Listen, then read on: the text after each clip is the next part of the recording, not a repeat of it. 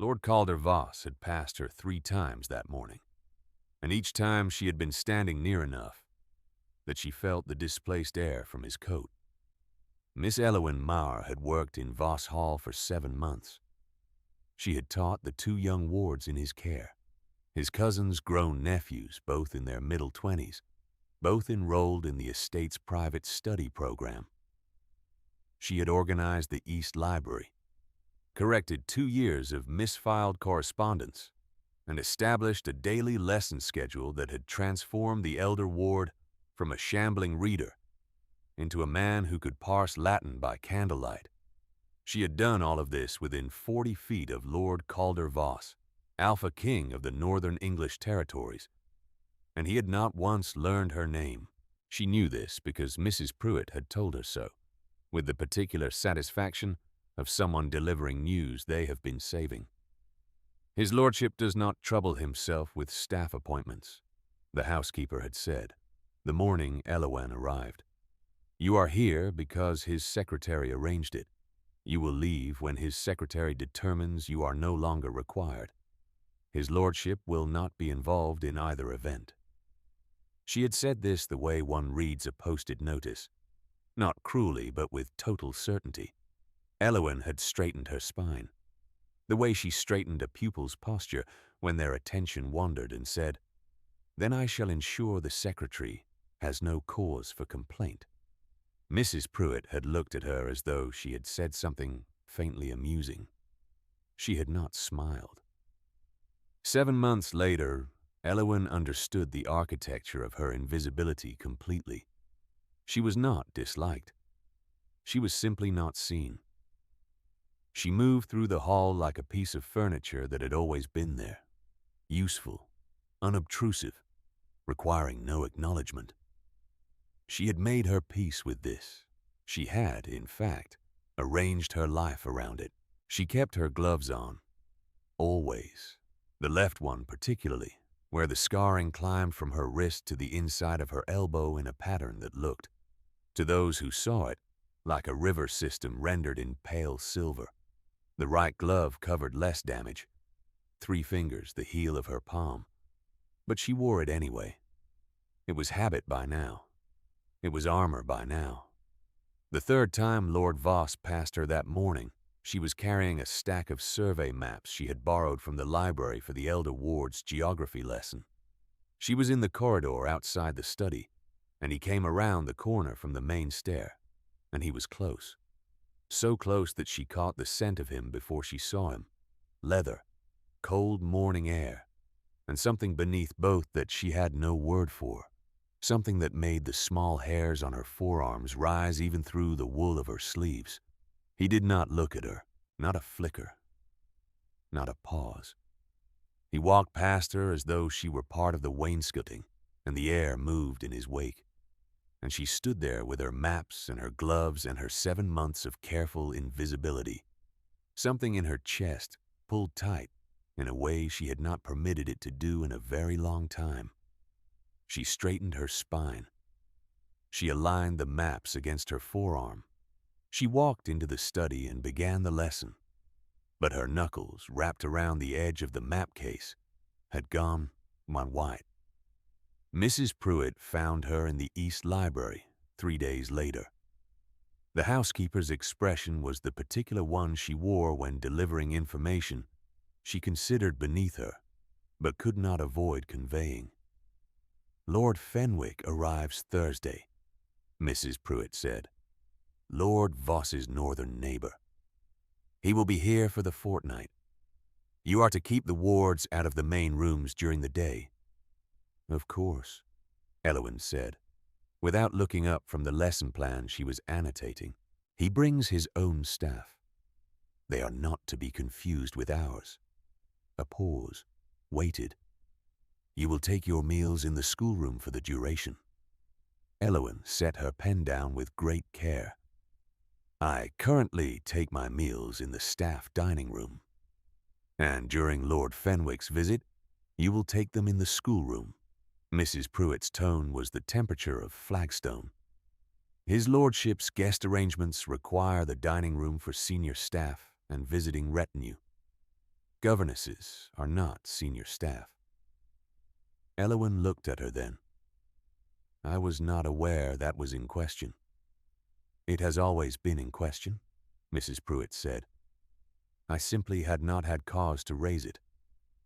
She turned and left, and the door closed with a soft, definitive click that was somehow worse than a slam. Elowyn picked up her pen. She wrote 3 words of the lesson plan. Then she set the pen down again and pressed her left hand flat against the desk, glove and all, and breathed until the tightness in her chest resolved into something she could work with. She corrected the lesson plan's 3rd paragraph, which had a dangling modifier. That helped. Lord Aldrich Fenwick arrived on a Thursday afternoon that smelled of coming rain, with 2 carriages in a manner that filled the entry hall without effort. Elowyn saw him from the upper landing where she was directing the elder ward. Tobias, 26, earnest, recently converted to an enthusiasm for cartography, toward the study. She registered Fenwick the way she registered most things, efficiently, accurately, without attachment. Tall, well-made, a face that had been handsome long enough to know it. He greeted Lord Voss with the ease of men who have known each other since youth and have not entirely resolved their competition. She went back to the study. She did not think about him again until the following morning, when he appeared in the doorway of the schoolroom. Elowyn was in the middle of explaining the relationship between the enclosure movement and the subsequent shift in agricultural labor patterns, using a diagram she had drawn herself, because the available texts were inadequate. She did not hear him approach. She heard Tobias's attention shift, a small straightening, a redirected gaze, and she turned. Lord Fenwick stood in the doorway with his hands clasped behind his back, watching her diagram with what appeared to be genuine interest. "Forgive me," he said. "The door was open.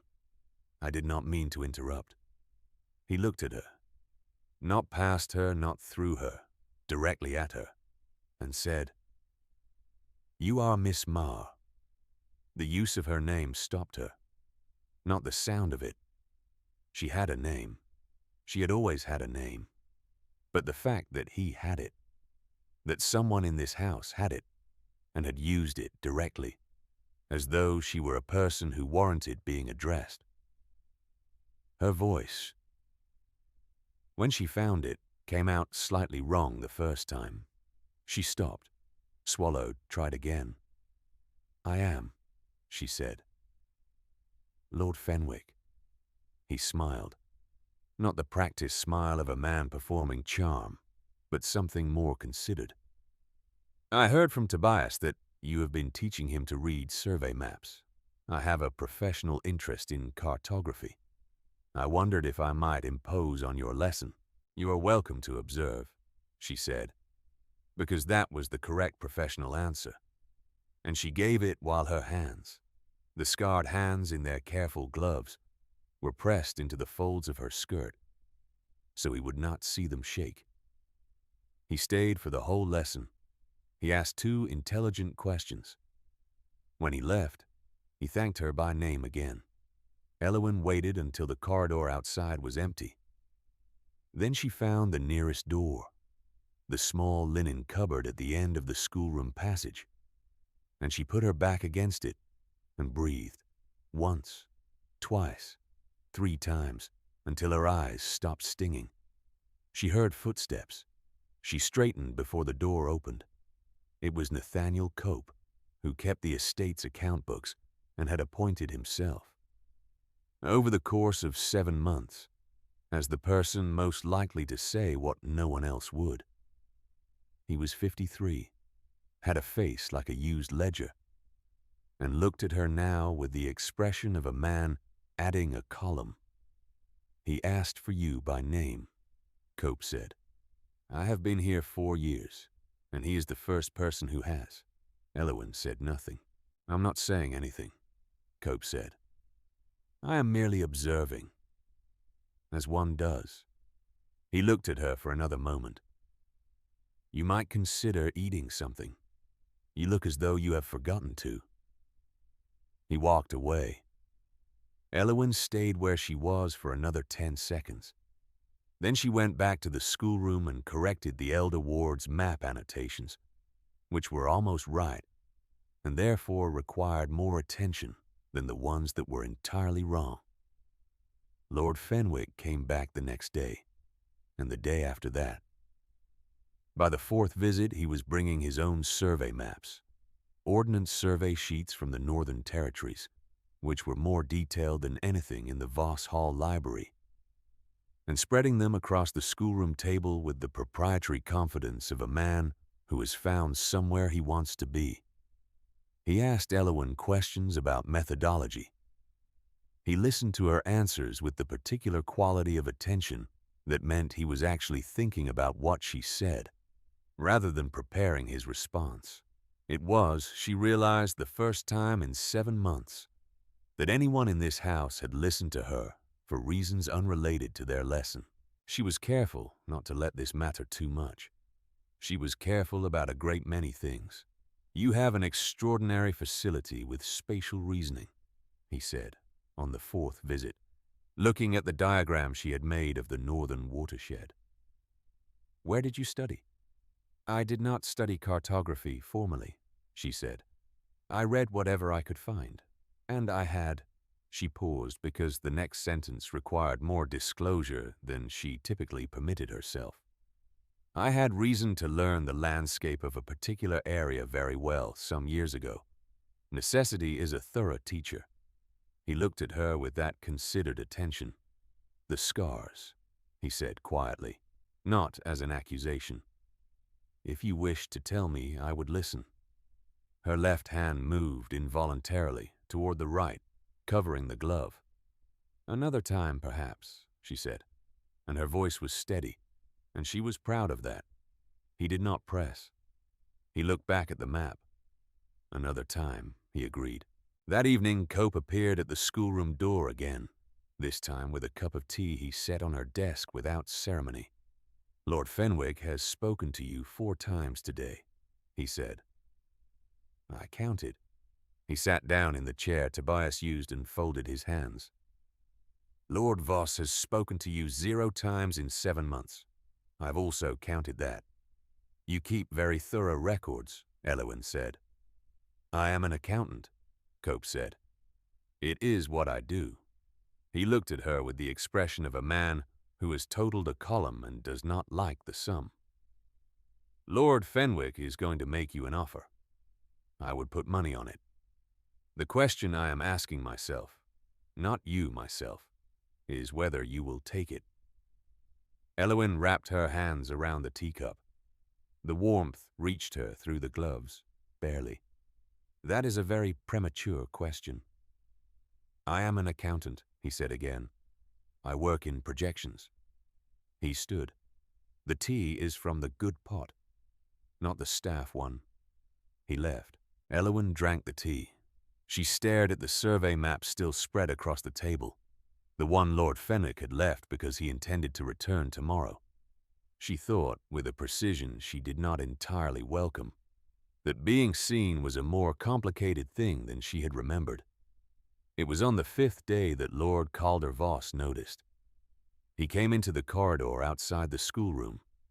Elowyn learned this afterward from Tobias, who had seen him through the open door, and stopped. He had been passing, Tobias said, the way he always passed, purposefully, without looking. But Lord Fenwick had been at the schoolroom table, laughing at something Elowyn had said about the inaccuracy of a particular map's elevation markings. The sound of it had apparently reached the corridor. Voss had stopped. He had stood there for what Tobias estimated was 30 seconds. Then he had walked on. Cope found Elowyn in the library that afternoon and said, without preamble, "He stopped outside the schoolroom today." "Lord Voss?" "He stopped," Cope said. "He has never stopped. He has walked past that room approximately 400 times in 7 months, and he has never stopped." He looked at her over his spectacles. I thought you should know. I'm not sure what I meant to do with that information, Elowen said. Nothing, Cope said. Absolutely nothing.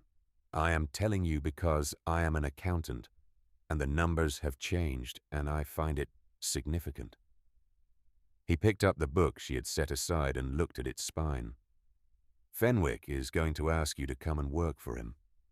His own estate has no permanent governess. His wards are similar in profile to Tobias and the younger one. He mentioned it to Voss last night at dinner. I was not present, but the footman who was has excellent recall. He set the book down. Voss said nothing, which is from Voss, not nothing. Elowen straightened the stack of papers on the desk. She aligned their edges with the precision she applied to everything that could be made orderly. Lord Voss has made his position clear through 7 months of consistent behavior, she said. I do not think one pause in a corridor constitutes a revision. No, Cope said, but it constitutes a beginning. He left again, which was his habit, appearing, delivering information, departing before she could argue with it. Lord Fenwick made his offer on the 8th day of his visit. He came to the schoolroom in the late afternoon, when Tobias and the younger ward had finished for the day. He stood at the window with his hands behind his back in the way that Elowen had come to recognize as his thinking posture. The light was going amber, the kind of late afternoon light that made everything look warmer than it was. I would like you to come to Fenwick Park, he said, as head of study for my wards. The position is senior staff, your own rooms, your own schedule within the lesson framework. A salary I think you will find considerably more generous than your current arrangement. He turned from the window. And you would be treated accordingly. As senior staff. As a person whose name is known. Elowen set down the lesson plan she had been holding. She looked at him steadily.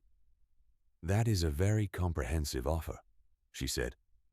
I mean it comprehensively, he said. He looked at her gloves. Not pointedly, just honestly. I would not ask you to explain anything you did not wish to explain. Your work speaks clearly enough. She felt the offer settle into her chest with a weight that was not entirely comfortable. It was a good offer. It was, by any objective measure, a better situation than the one she currently occupied. She would be seen. She would be named. She would eat in the senior dining room. May I have a day to consider it? She said. Of course, he said. He smiled, and it was the real one, the considered one. Take 2. She was still sitting with the lesson plan in her hands, not reading it, when the door opened again 20 minutes later. And it was not Cope. It was Lord Calder Voss. He filled the doorframe the way he filled every space he entered.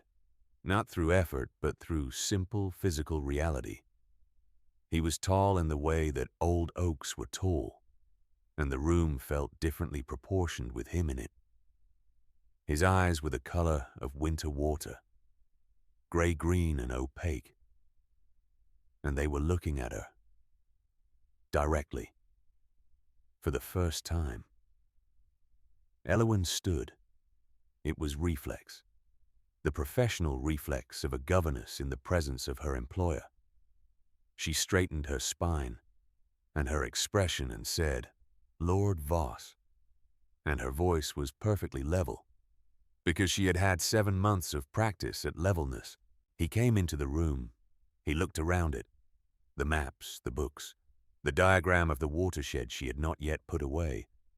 And then he looked back at her. Fenwick has made you an offer, he said. It was not a question. He has, she said. His jaw moved. Something shifted in his expression that she could not quite parse. I did not know, he said, that you had been eating your meals in the schoolroom. Of all the things she had expected him to say, that was not among them. Her composure wavered, just slightly, just for a breath, just enough that she felt it. She realigned it. "Mrs. Pruitt arranged it during your visit," she said, "to free the dining room for senior staff and Lord Fenwick's retinue." "You are senior staff," he said. "Mrs. Pruitt does not share that assessment." He looked at her for a long moment, and something happened to his eyes. A flicker, a shift at the edges of the iris, a brief warm gold that was there, and then gone so quickly she could not be certain she had seen it. "I will speak to her," he said. "That is very kind," Elowin said. "But Lord Fenwick's visit ends in 6 days, and the arrangement will presumably resolve itself at that point." She held his gaze because she had learned, somewhere in the geography of her life, that looking away was a form of conceding ground. "Unless I accept Lord Fenwick's offer, in which case the arrangement is moot." The silence that followed had a texture. He looked at her the way she had watched him look at the estate maps, with the focused attention of someone taking inventory. "Miss Marr," he said, and the use of her name in his voice was something she felt in the bones of her hands. "Will you walk with me tomorrow morning? I would like to discuss your position here." She said yes. She did not entirely know why. She said yes, and he left, and she sat back down and pressed both gloved hands flat on the desk and stared at the survey map until the amber light faded and the room went gray.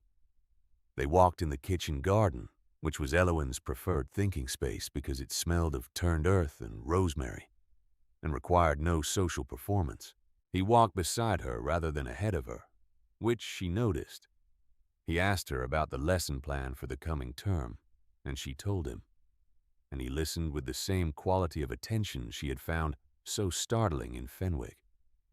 Except that Voss's attention had a different texture. Fenwick's was warm and deliberate. Voss's was watchful. She felt it the way you feel a fire in a room you have entered from the cold. Not oppressive, but impossible to ignore. "How long have you been teaching?" he asked. 8 years, she said. "Since I was 24. He looked at her. "You came here from the Linfield School in York?" "Yes." She glanced at him. "You have read my references?" "I read them this morning," he said, with the frankness of a man who does not see the point in pretending otherwise. "I should have read them 7 months ago." Her throat tightened, just slightly. She kept walking. "It is a common enough oversight," she said. "Governesses are arranged by secretaries." "You corrected that sentence," he said. "You do that. Correct the structure of what people say." She blinked. "I beg your pardon?" "When someone says something imprecise, you rephrase it to be more accurate. You did it just now. Governesses are arranged by secretaries." That was a correction. "I said I should have read the references. You reframed it as a systemic issue, rather than a personal failure." He looked at her with those opaque eyes. "That is a governess habit." "It is a useful habit," she said, after a moment. "Precision prevents misunderstanding. It also prevents people from being held accountable," he said. "Which I should be." For 7 months of, he paused, inattention. They had reached the far end of the garden, where the wall was covered in the bare structure of climbing roses, not yet in bloom. She stopped and looked at the thorned stems against the old stone and thought that she was not going to be able to maintain her composure much longer if he kept saying things like that. That this was inconvenient. "Lord Voss," she said, turning to face him. "What is it you actually want to discuss?" He looked at her hands, her gloved hands. "What happened?" he said. It was the same question Fenwick had asked, and she had deflected it from Fenwick without difficulty. But Voss asked it differently, not with the careful courtesy of a man giving her room to decline. but with the directness of someone who had already decided he wanted to know. Her hands trembled. She felt it start in the left one, the worse one, the one she kept more carefully covered. She pressed it against her side. "There was a fire," she said. 8 years ago. At the school where I first taught." She stopped, breathed, continued. "There were students in the upper rooms. I went back in." She said it the way she said everything difficult, in the simplest possible grammatical structure, because precision was the thing that kept her from coming undone. "I got them out. The roof came down before I could." He was very still, the particular stillness she had noticed before, not human stillness, not the stillness of a man being polite, but something deeper and more absolute, as though every unnecessary process had simply ceased. "The school," he said slowly, "was the Carver Academy in Harrogate." She looked at him. "Yes." "Mrs. Pruitt's brother owned the building," he said. "He collected the insurance settlement." Something moved across his face. Not anger, because she had the sense that his anger was a thing that lived very far below the surface. But something tightened. "She knew who you were when you arrived." Elowen felt the ground shift under that sentence. She stopped, rearranged. "The fire was ruled accidental," she said carefully. "The building was old. The settlement was legitimate." "The building was old," he said, "because Pruitt's brother had been redirecting the maintenance funds for 3 years. I know this because he tried to sell me the adjacent land, and I had my solicitor review his accounts." His eyes flickered gold. She saw it clearly this time, a full second before it faded back to gray-green. "He forged the inspection records. The fire was not an accident." She stood very still. The rosemary smell of the garden was very strong. Her left hand, pressed against her side, was shaking badly enough now that she could feel it through the glove. "She knew," Elowen said. Not a question. "She knew," he said. "And she hired you anyway, which means she wanted you somewhere she could watch you, or somewhere you could be managed." He looked at her directly. "She has been writing to her brother. I found the correspondence this morning when I was reading your references. It was in the secretary's file, which is where she put it, apparently confident I would never look." "What does the correspondence say?" "That you have been asking questions about the Carver Academy fire in York. That you have been writing to former colleagues." He paused. "Have you?" She met his gaze. "Yes," she said. "I have been collecting statements from the students who were in the building that night. They are adults now. They were young adults then. 3 of them have written to me here, which is how Mrs. Pruitt knew." She exhaled. "I did not know about the inspection records. That changes the picture considerably." He was quiet for a moment. Then he said, "You have been building a case." "I have been building a record," she corrected automatically. "A case requires a legal mechanism. I have not yet determined." She stopped, because his expression had shifted, and for the first time since she had met him, he looked as though he might smile. "There it is again," he said. "The correction." She looked at him, and something in her chest did something she was not going to examine too closely in a kitchen garden in the morning. "It is a habit," she said. "I have been told it is irritating." "It is not irritating," he said. "It is precise." He looked at her left hand, still pressed against her side. "May I see?" She had not shown anyone. Not deliberately, not with full disclosure. She had let Fenwick see a glimpse and deflected. She had kept the gloves in place for 7 months in this house, for 8 years in every house before it. She took the glove off. The scarring was silver pale in the morning light, the river system pattern she had memorized in the months of recovery, the tributaries along her fingers, the main channel up her forearm, the delta at the inside of her elbow. She held her hand out, not steadily because it was impossible to hold it steadily, but she held it. He looked at it for a long time. Then he reached out and put his hand beneath hers, not touching the scars, just supporting her hand from below, his palm under her wrist. His skin was extraordinarily warm. She had felt it before, briefly in the corridor, the displaced warmth of his passing. But this was direct contact, and it was like being near a fire. And his eyes went fully gold for 3 long seconds. She watched it happen. She did not look away. "Your eyes," she said. He went still again. "Yes," he said. "They do that," she said. "When you look at me sometimes, they change color." "Yes," he said again. She looked at him steadily, the way she had looked at everything that required understanding. "You are not entirely what I assumed you were," she said. "No," he said. "I am not." He kept his hand beneath hers. "Does that change what you intend to do about Pruitt and her brother?" "No," she said. "It clarifies a few things, but it does not change the plan." She put the glove back on. He let her. "I need the inspection records, the forged ones. Do you have them?" "My solicitor has the originals. He also has 3 years of diverted maintenance accounts." He paused. "What I do not have is testimony from someone who was in the building."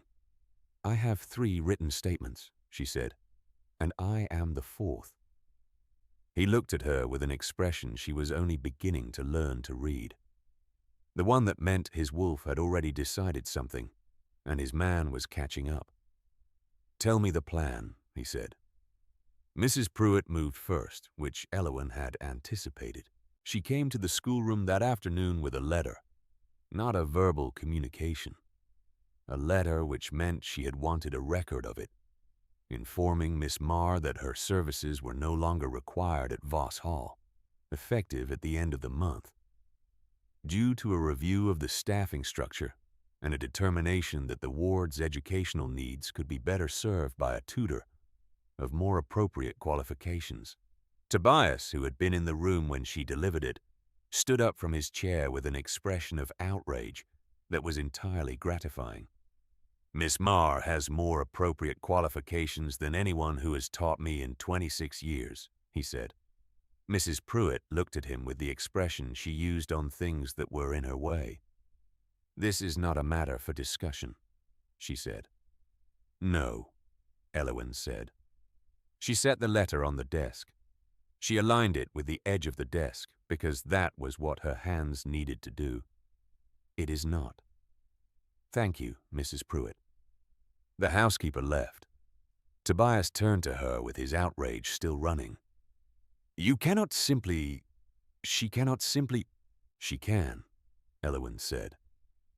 "And she has, which means we have less time than I had planned for." She looked at Tobias, who had read survey maps and Latin and the works of 3 historians under her instruction, and had become, in the process, someone she trusted. "I need you to deliver a message to Lord Voss, and I need you to go to the village and ask Mr. Cope to meet me in the East Library at 6 o'clock. Tobias straightened. "What are we doing?" "We are correcting," she said, "a significant factual error. Several of them. Cope arrived at 6 with his account book and the expression of a man who has been waiting for this meeting for some time. She moved faster than I expected," he said, settling into the chair. "She knew Lord Voss had been reading the files," Elowen said. "She panicked. Panicking people make mistakes." She spread her materials across the library table. 3 letters from former students of the Carver Academy, the copy of the forged inspection report that Voss's solicitor had sent that afternoon, and her own written account of the night of the fire, which she had prepared 8 years ago and never submitted because she had not known then where to submit it. Voss came in at 6:15, and the room changed temperature the way it always did when he entered. He looked at the table. He looked at her. "Pruitt has written to her brother," he said. "My solicitor intercepted the letter at the post. She is telling him to destroy the original inspection records." "He cannot," Cope said, with the satisfaction of a man who has anticipated a move. "Because your solicitor already has them, and because—" He opened his account book to a marked page. "I have the Voss Hall maintenance accounts for the past 4 years, which show that Mrs. Pruitt has been redirecting a portion of the household repair budget to a private account. Not the same scheme as her brother, but the same instinct." He looked over his spectacles. "It is, if I may say so, a family trait." Elowin looked at him. "You have been watching her accounts." "I am an accountant," he said. "I watch all the accounts. It is what I do." He paused. "I was waiting for the right moment to raise it. This appears to be the right moment." Voss stood at the end of the table and looked at everything laid out there. The letters, the records, the 8 years of careful, invisible work. And his eyes were gold for a long moment before they steadied. "What do you need from me?" he said to Elowin. "I need you to call a household meeting tomorrow morning," she said. "All staff. And I would like Lord Fenwick present if he is willing. He is a magistrate in the Northern Territories. His presence will carry weight." She paused. "And I need you to say nothing unless I ask you to." He looked at her steadily. "That will be the most difficult part," he said. "I know," she said. "But the victory needs to be visible, and it needs to come from me." Something moved across his face. That expression she was learning, the one that meant the wolf had already arrived at the conclusion, and the man was honoring it. "Yes," he said. "It does." The household meeting was called for 9 o'clock. Lord Fenwick agreed immediately when Voss sent word, arriving at breakfast with the alert expression of a man who has been told something significant is about to happen and intends to pay attention. Mrs. Pruitt stood at the front of the assembled staff with the composure of a woman who has managed difficult situations before and intends to manage this one. She looked at Elowin, and the look said, "You have no standing here." Elowin set her materials on the table. She straightened her posture. The governess reflex, the spine as argument, and she began. "The Carver Academy fire of 1871, she said, was not accidental. The building failed because the inspection records were falsified and the maintenance funds were diverted. I have the original inspection records provided by Lord Voss's solicitor. I have the maintenance accounts prepared by Mr. Cope, and I have statements from 3 individuals who were in the building that night, former students, now adults, who have given their accounts in writing." She laid each document on the table as she named it. "I also have my own account, which includes the fact that I was employed at this house by a woman who knew my connection to the fire and chose not to disclose it." The room was very quiet. Mrs. Pruitt's composure had not broken, but it had thinned. "These materials," Elowin continued, "are going to Lord Fenwick in his capacity as a Northern magistrate for review.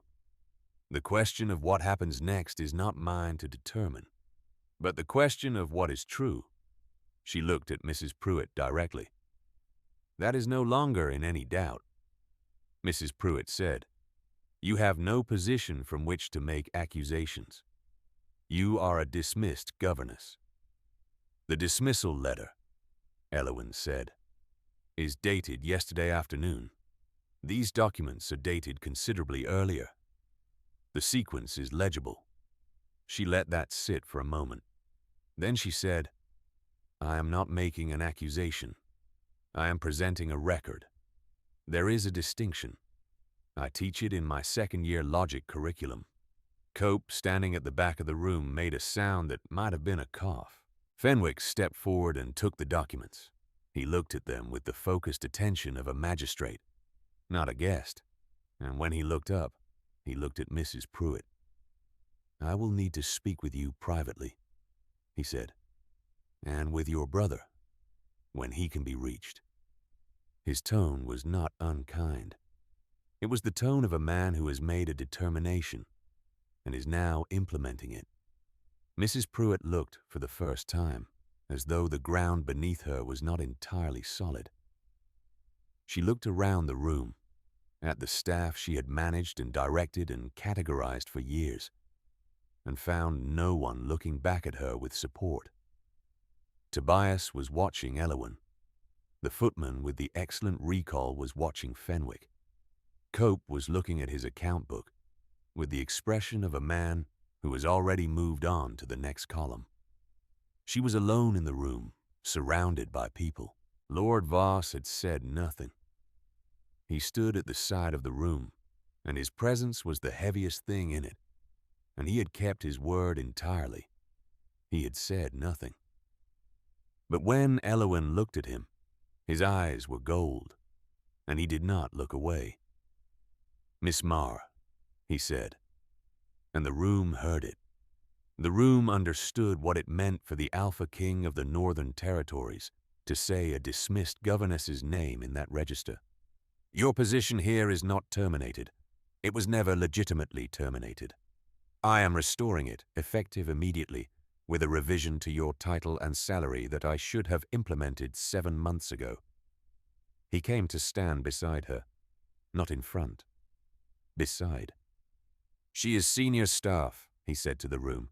"She has always been senior staff. Anyone who requires clarification on that point may speak to me directly."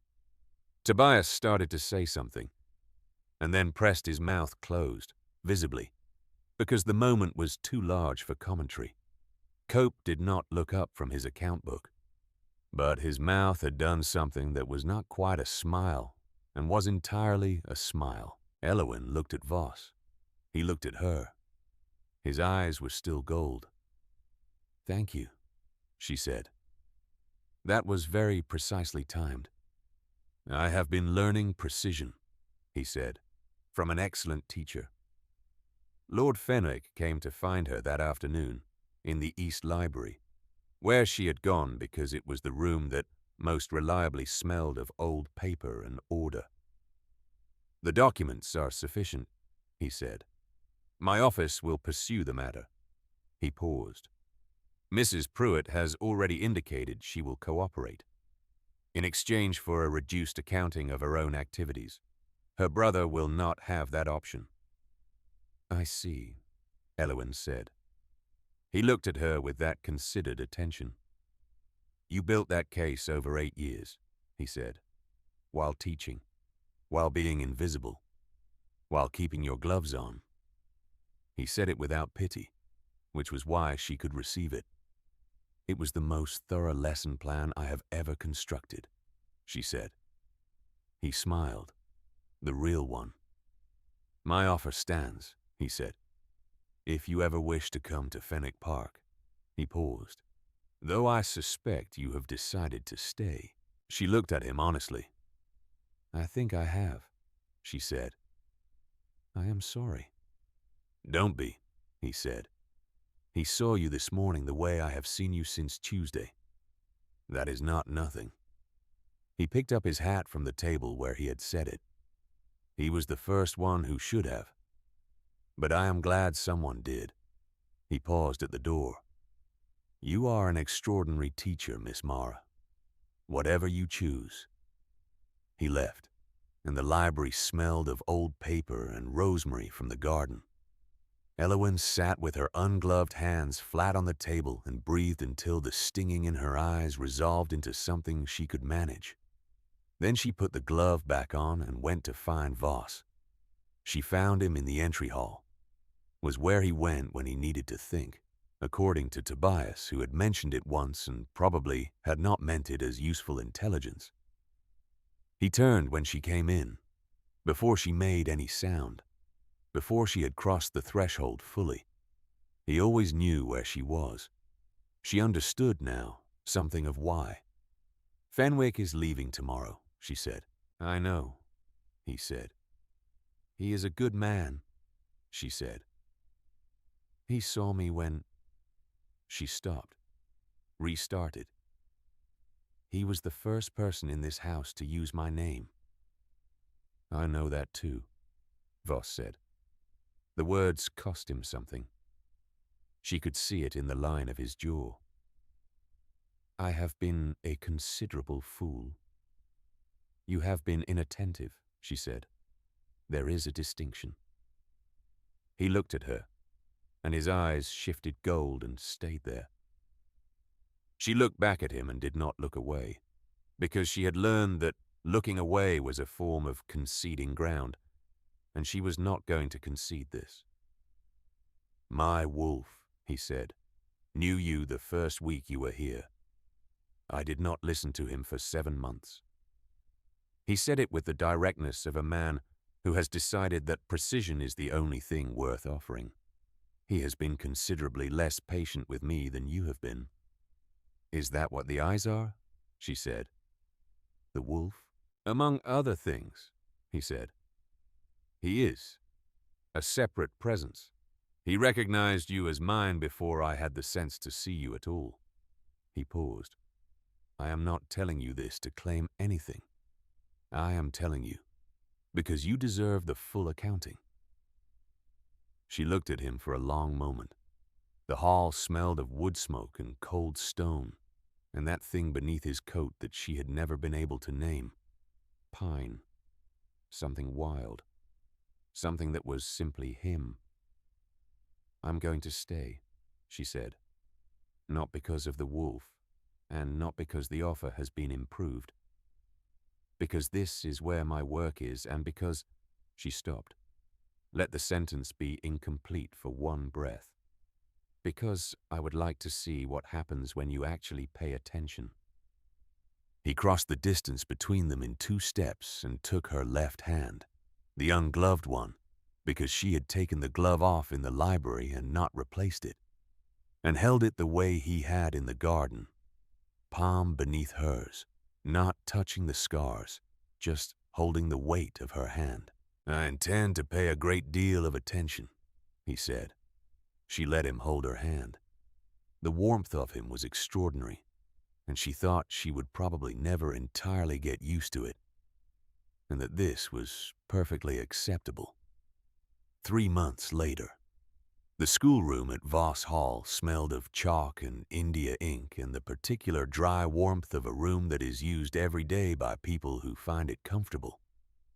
Elowen was in the middle of explaining the mechanics of watershed drainage when she heard the floorboard in the corridor, the third one from the stair, which had a specific voice, and she did not pause in her explanation. But Tobias looked up and then looked back at his notes with the expression of a man pretending not to have noticed anything. Lord Calder Voss came through the open door and settled himself in the chair at the back of the room, had appeared there approximately 6 weeks ago, and which no one had discussed. He had a cup of tea. He had made himself because he had recently discovered that he liked the process of making tea, and was not going to apologize for it. He did this most mornings now. He came in, he sat, he listened. Occasionally he asked a question that was more intelligent than Tobias's, which Tobias took as a personal challenge. Elowen finished the explanation of watershed drainage and set the chalk down, and turned to look at him. He was watching her with his full attention, the watchful kind, the kind that had a weight to it, and his eyes were the warm gold they went to now when she was in the room, which they did reliably, and which she had stopped pretending not to notice. Her hands were bare, both of them. The scarring caught the morning light and she left it there, because she had decided some weeks ago that the river system on her arm was a record of something she had done, and she was not going to hide the record anymore. "You have a question?" she said to him. I have a question, he agreed. About the watershed diagram or something else? Something else, he said. Though I find I am increasingly interested in watershed diagrams. He looked at her steadily. Fenwick sent a note. He says the inquest into the Carver Academy fire has concluded. The records were sufficient. His brother has been charged. Elowin set her chalk down with great care. Tobias looked at his notes with the focused intensity of a man who is pretending to be elsewhere. Good, she said. Her voice was level. Her hands were steady. She had had 3 months to prepare for this news, and she was still not entirely prepared for it, and that was all right. That is good. Voss stood. He came to the front of the room, and he took her left hand, the scarred one, the river system one, and he held it the way he had in the entry hall in the garden and every quiet moment since, with the warmth that still startled her slightly every time. He turned her hand over and pressed his thumb. Gently and with the familiarity of someone who has done this before and intends to do it again, along the silver path of the main scar. You went back in, he said, for people who were not yet your students, who were strangers. They needed someone to go back in, she said. It is not a complicated calculation. He looked at her with gold eyes. No, he said, it is not. He held her hand for another moment. Fenwick also says to tell you that his new governess is adequate but lacks your facility with survey maps, and that he considers this a significant institutional deficit. She laughed. The real laugh. The one she had forgotten she was allowed to have. The one that had been coming back in increments over 3 months of mornings with tea and watershed diagrams. Tell him I will send the methodology notes. I will tell him, he said. He did not let go of her hand. Tobias looked up from his notes with the expression of a man who has been pretending for some time and has reached his limit. Are you going to do that for the rest of the lesson? He said. Because I have questions about the drainage diagram, and I feel they are being deprioritized. Voss looked at him. His eyes were still gold. Your questions will keep, he said. They will not, Tobias said. The examination is in 4 weeks. Elowin looked at Voss. Voss looked at her. Something passed between them that was warm and wry and entirely theirs. 4 weeks, she said, is a considerable amount of time, if one pays attention. She squeezed his hand once, deliberately, with her scarred fingers, and let go. She picked up the chalk. She turned back to the board. Behind her, she heard him settle back into the chair at the back of the room, with his tea, in the warm morning light of a schoolroom that had always been hers. She began to draw the next diagram. His warmth reached her from across the room, steady as a hearth, and she drew the watershed lines with a sure hand and did not cover them.